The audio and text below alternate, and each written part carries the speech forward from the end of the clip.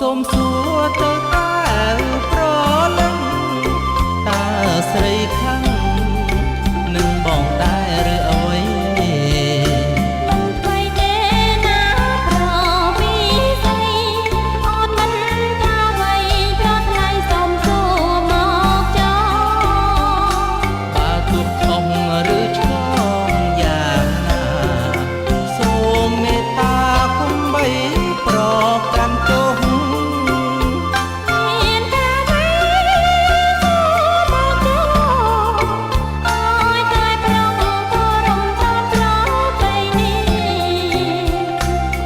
ស្រស់អូននៅស្នេហ៍ឬត្រង់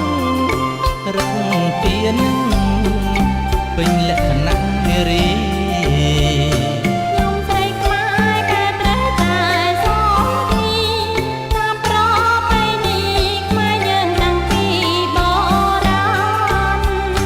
កុំព្រួយអ្វីបងទុកខ្មែរណាកលយាបើបងស្នេហ៍ក៏ស្នេហ៍មិនឲ្យរំខានដូចឆ្នោតពីប្រាណស្នេហ៍យើងបានសុខសាន្តដល់រាបរៀង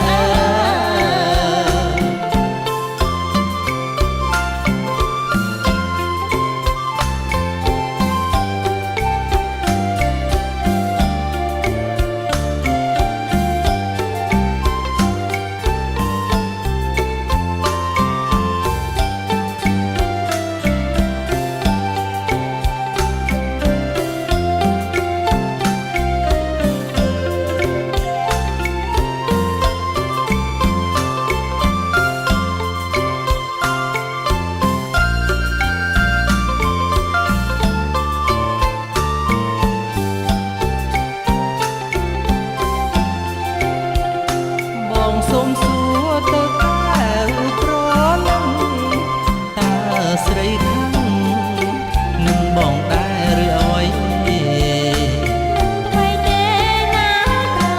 ពីស្អីអត់មិនថាអ្វីប្រថ្លៃសូមសួរមកចោបើទុកខុសឬឆ្លងយ៉ាងណាសូមមេត្តាកុំបីប្រកាន់ទោស